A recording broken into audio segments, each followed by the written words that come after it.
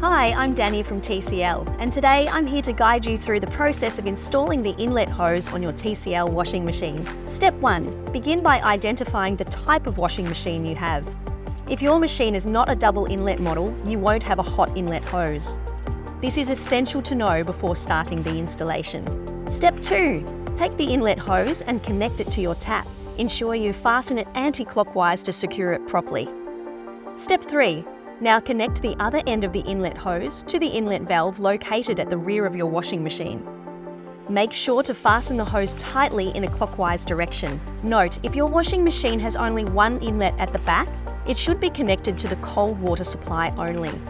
However, if there are two inlet valves, one should be connected to a cold water supply and the other to a hot water supply. A few things to keep in mind. If you notice any leakage after connecting the hose, please revisit the steps to ensure a proper connection.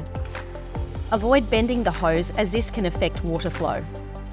Before using your washer, always check the inlet hose connection to ensure there are no leaks.